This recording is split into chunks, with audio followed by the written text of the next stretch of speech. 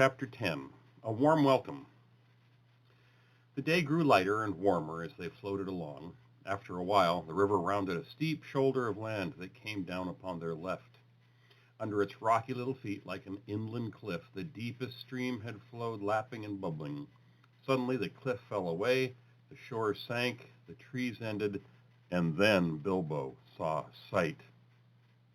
The lands opened up wide about him, filled with the waters of the river, which broke up and wandered in 100 winding courses, or halted in marshes and pools, dotted with isles on every side.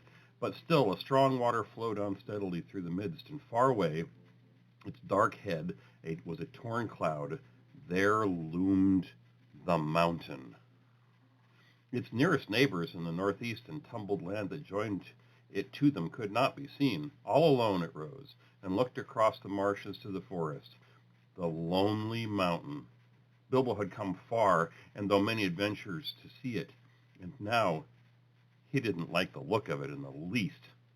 As he listened to the talk of the raftsmen and pieced together the scraps of information they let fall, he soon realized that he was very fortunate ever to have seen it at all, even from this distance.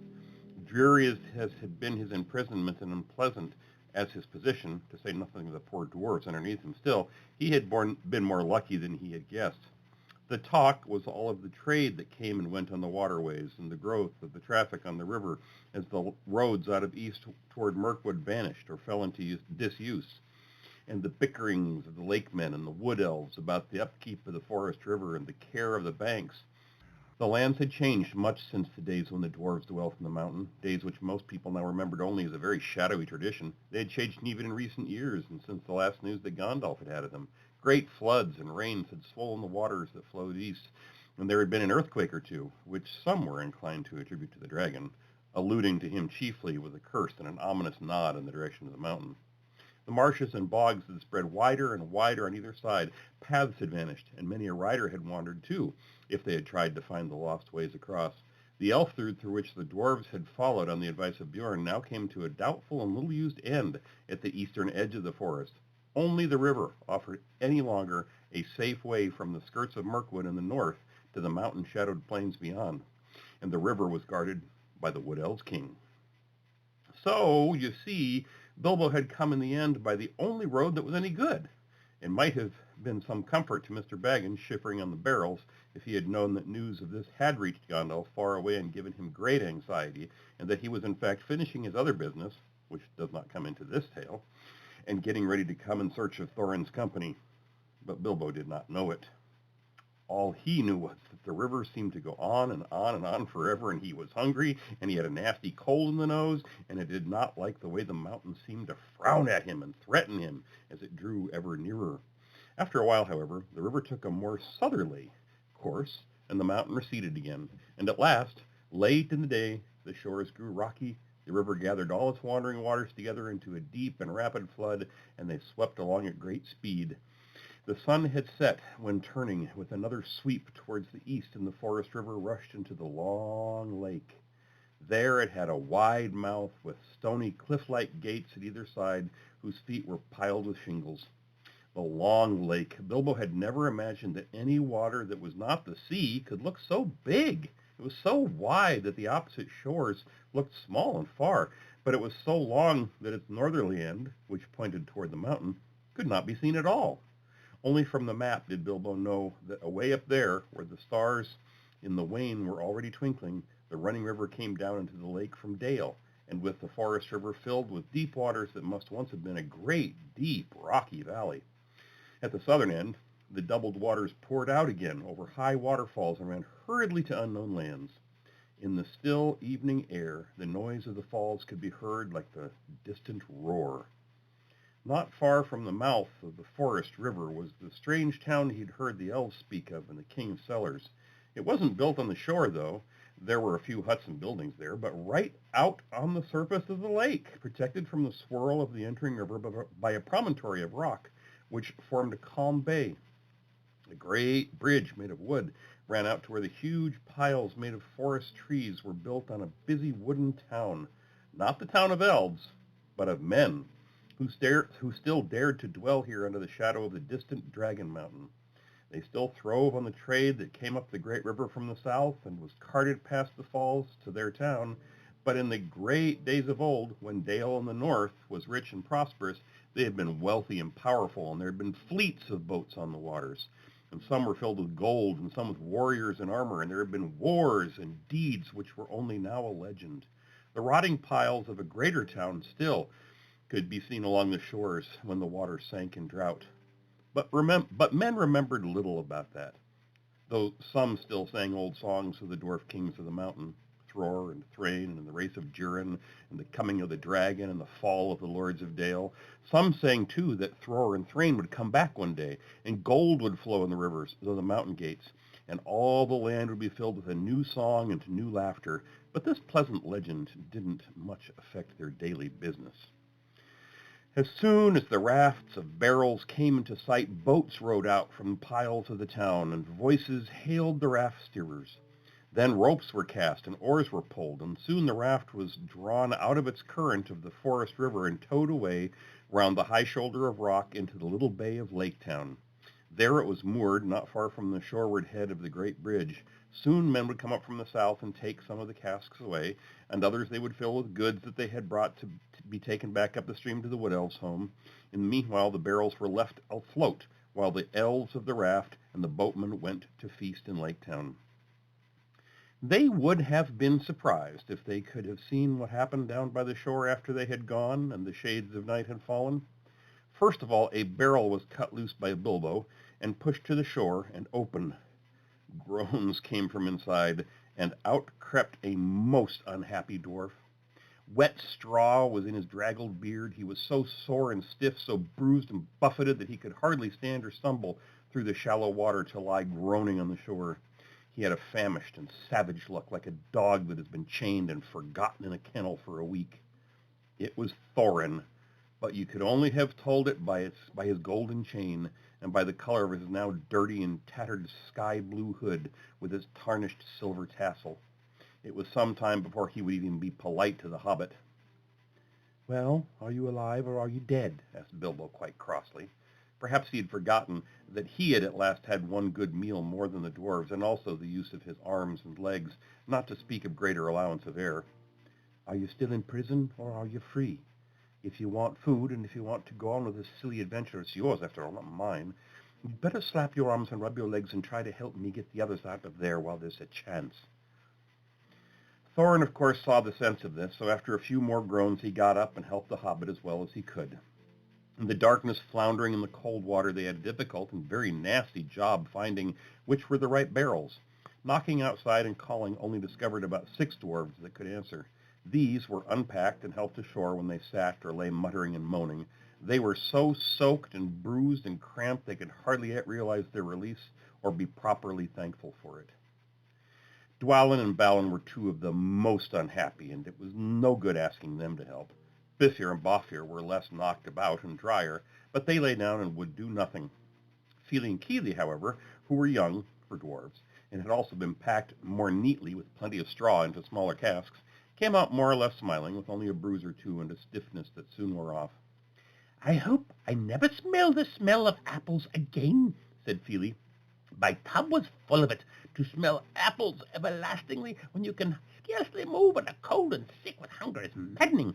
I would eat anything in the wide world now for hours on end, but not an apple." With the willing help of Fili and Kili, Thorin and Bilbo at last discovered the remainder of the company and got them out. Poor old Bombir was asleep or senseless. Dori, Nori, Ori, Oin, and Gloin were waterlogged and seemed only half alive. They all had to be carried one by one and laid helpless on the shore. "Well, here we are," said Thorin, "and I suppose we ought to thank our stars and Mr. Baggins. I am sure he has a right to expect it, though I wish he could have arranged a more comfortable journey. Still, all very much at your service once more, Mr. Baggins. No doubt we shall feel properly grateful when we are fed and recovered. In the meanwhile, what next?" "I suggest Lake Town," said Bilbo. "What else is there?" Nothing else could, of course, be suggested. So, leaving the others, Thorin and Fili and Kili and the Hobbit went along the shore to the great bridge. There were guards at the head of it, but they were not keeping very careful watch, for it was so long since there had been any real need. Except for occasional squabbles about river tolls, they were friends with the Wood Elves. Other folks were far away, and some of the younger people in town openly doubted the existence of any dragon in the mountain and laughed at the graybeards and gammers who said that they had seen him flying in the sky in their young days. That being so, it was not surprising that the guards were drinking and laughing by a fire in their hut and did not hear the noise of the unpacking of the dwarves or the footsteps of the four scouts. Their astonishment was enormous when Thorin Oakenshield stepped through the door. "Who are you and what do you want?" they shouted, leaping to their feet and groping for weapons. "Thorin, son of Thrain, son of Thror, king under the mountain," said the dwarf in a loud voice, and he looked in. In spite of his torn clothes and draggled hood, the gold gleamed on his neck and waist. His eyes were dark and deep. "I have come back. I wish to see the master of your town." Then there was tremendous excitement. Some of them, more foolish, ran out of the hut as if they expected the mountain to turn golden in the night and all the waters of the lake turn yellow right away. The captain of the guard came forward. "And who are those?" he asked, pointing to Fili and Kili and Bilbo. "The sons of my father's daughter," answered Thorin, "Fili and Kili of the race of Durin, and Mr. Baggins, who has traveled with us out of the west." "If you come in peace, lay down your arms," said the captain. "We have none," said Thorin, and it was true enough. Their knives had been taken from them by the Wood Elves, and the great sword Orcus, too. Bilbo had his short sword hidden as usual, but he said nothing about that. "We have no need of weapons, who return at last to our own as spoken of old, nor could we fight against so many. Take us to your master." "He's at a feast," said the captain. "Then all the more reason for taking us to him," burst in Fili, who was getting impatient with these solemnities. "We are worn and famished after our long road, and we have sick comrades. Now make haste and let us have no more words, or your master may have something to say to you." "Follow me, then," said the captain, and with 6 men about them, they led the way over the bridge, through the gates, and into the marketplace of the town. This was a wide circle of quiet water, surrounded by tall piles on which were built the greater houses, and by long wooden quays with many steps and ladders going down to the surface of the lake. From one great hall shone many lights, and there came the sound of many voices. They passed its doors and stood blinking in the light, looking at long tables filled with folk. "I am Thorin, son of Thrain, son of Thror, king under the mountain. I return," cried Thorin in a loud voice from the door, before the captain could say anything. All leaped to their feet. The master of the town sprang from his great chair, but none rose in greater surprise than the raft-men of the elves who were sitting at the lower end of the hall. Pressing forward before the master's table, they cried, "These are the prisoners of our king that have escaped, wandering vagabond dwarves that could give no good account of themselves, sneaking through the woods and molesting our people." "Is this true?" asked the master. As a matter of fact, he thought it far more likely than a return of the king into the mountain, if any such person had ever existed. "It is true that we were wrongfully waylaid by the Elven King and imprisoned without cause as we journeyed back to our own land. But lock nor bar may hinder the homecoming spoken of old. Nor is this town in the Wood Elves' realm. I speak to the master of the town of the men on the lake, not the raftmen of the king of the elves." Then the master hesitated and looked from one to the other. The Elven King was very powerful in those parts, and the master wished for no enmity from him, nor did he think much of old songs, giving his mind to trade and tolls, to cargo and gold, to which habit he owed his position. Others were of different mind, however, and quickly the matter was settled without him. The news had spread from the doors of the hall like fire through the town. People were shouting inside the hall and outside it. The quays were thronged with hurrying feet. Some began to sing snatches of old songs concerning the return of the king under the mountain. But it was Thror's grandson, not Thror himself, that had come back, did not bother them at all. Others took up the song as it rolled loud and high over the lake. "The king beneath the mountains, the king of carven stone, the lord of silver fountains shall come into his own. His crown shall be upholden, his harp shall be restrung, his halls shall echo golden to songs of yore resung. The wood shall wave on mountains, and grass beneath the sun. His well shall flow in fountains, and rivers golden run. The streams shall run in gladness, the lake shall shine and burn. All sorrow fail and sadness, at the mountain's king return. So they sang, or very much like that, only there was a great deal more of it. And there was much shouting as well as the music of harps and of fiddles mixed in with it. Indeed, such excitement had not been known in the town in the memory of the oldest grandfather. The wood elves themselves began to wonder greatly, and even to be afraid. They did not know, of course, how Thorin had escaped, and they began to think their king might have made a serious mistake. As for the master, he saw there was nothing else for it but to obey the general clamor, for the moment at any rate, and to pretend to believe that Thorin was who he said he was. So he gave up to him his own great chair and set Fili and Kili beside him in places of honor. Even Bilbo was given a seat at the high table, and no explanation of where he came in. No songs had alluded to him, even in the obscurest way, was asked for in the general bustle. Soon afterwards, the other dwarves were brought into the town amid scenes of astonishing enthusiasm. They were all doctored and fed and housed and pampered in the most delightful and satisfactory fashion. A large house was given up to Thorin and his company, boats and rowers were put at their service, and crowds sat outside and sang songs all day or cheered if any dwarf so much as showed his nose. Some of the songs were old ones, but some of them were quite new and spoke confidently of the sudden death of the dragon and of cargoes of rich presents coming down the river to Lake Town. These were inspired largely by the master, and they did not particularly please the dwarves, but in the meantime they were well contented and very quickly grew fat and strong again. Indeed, within a week they were quite recovered, fitted out in fine cloth and their proper colors, with beards combed and trimmed, and proud steps. Thorin looked and walked as if his kingdom was already regained, and Smaug chopped up into little pieces. Then, as he had said, the dwarves' good feeling toward the little hobbit grew stronger every day. There were no more groans or grumbles. They drank his health, and they patted him on the back, and they made a great fuss of him, which was just as well, for he wasn't feeling particularly cheerful. He had not forgotten the look of the mountain, nor the thought of the dragon, and he had, besides, a shocking cold. For 3 days he sneezed and coughed, and he could not go out, and even after his little speeches at banquets were limited to, "Thank you very much." In the meanwhile, the wood elves had gone back up the forest river with their cargoes, and there was great excitement in the king's palace. I never heard what happened to the chief of the guards and the butler. Nothing, of course, was ever said about the keys or barrels while the dwarves stayed in Lake Town, and Bilbo was careful never to become invisible. Still, I dare say more was guessed than was known, though doubtless Mr. Baggins remained a bit of a mystery. In any case, the king knew now the dwarves' errand, or thought he did, and said to himself, "Very well. You'll see. No treasure will come back through Mirkwood without my having something to say in the matter. But I expect they will all come to a bad end, and it will serve them right."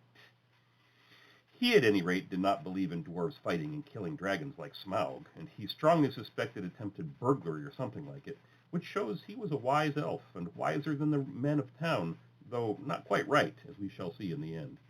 He sent out his spies about the shores of the lake and as far northward toward the mountain as they would go, and waited.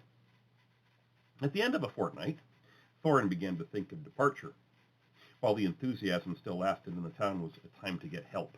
It would not do to let everything cool down with delay, so he spoke to the master of his counselors and said that soon he and his company must go on toward the mountain. For the first time, the master was surprised and a little frightened and wondered if Thorin was after all really a descendant of the old kings. He had never thought that the dwarves would actually dare to approach Smaug, but believed they were frauds who would sooner or later be discovered and be turned out. He was wrong. Thorin, of course, was really the grandson of the king under the mountain, and there is no knowing what a dwarf will not dare or do for revenge or the recovery of his own. But the master was not sorry at all to let them go. They were expensive to keep, and their arrival had turned things into a long holiday in which business was a standstill. "Let them go and bother Smaug and see how well he welcomes them," he thought. "Certainly, O Thorin Thrain's son, Thror's son," was what he said. "You must claim your own. The hour is at hand, spoken of old. What help can we offer shall be yours, and we trust to your gratitude when your kingdom is regained. So one day, although autumn was now getting far on, the winds were cold, the leaves were falling fast, 3 large boats left Lake Town, laden with rowers, dwarves, Mr. Baggins, and many provisions. Horses and ponies had been sent round by circuitous paths to meet them at their appointed landing place. The master and his counselors bade them farewell from the great steps of the town hall that went down to the lake. People sang on the quays and out of the windows. The white oars dipped and splashed, and off they went north up the lake on the last stage of their long journey. The only person thoroughly unhappy was Bilbo.